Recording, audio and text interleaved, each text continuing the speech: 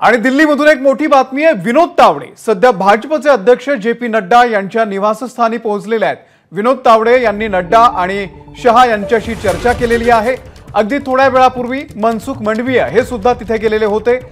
शपथविधी कार्यक्रमाची तयारी करण्याच्या दृष्टीने या सगळ्या घडामोडी घडतायत। सोमेश कोलगे आपले प्रतिनिधी या संदर्भातले अपडेट देतील। सोमेश, 9 तारखेला कदाचित शपथविधी पार पडू शकतो, नेमकी काय माहिती आहे आणि काय नेमकी चर्चा सुरू आहे? विनोद तावडे सध्या नड्डा आणि शहांची चर्चा करतायत।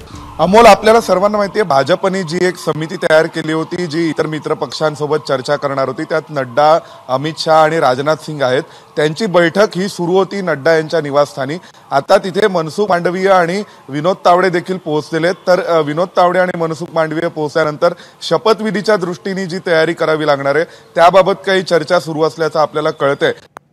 8 तारखेला किंवा 9 तारखेला नरेंद्र मोदींचा शपथविधी होऊ शकतो।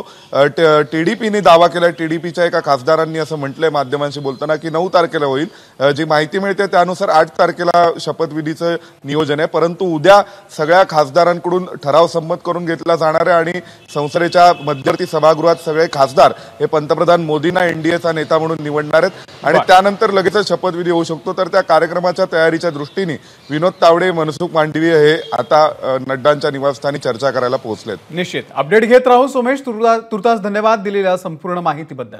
बघा नीट,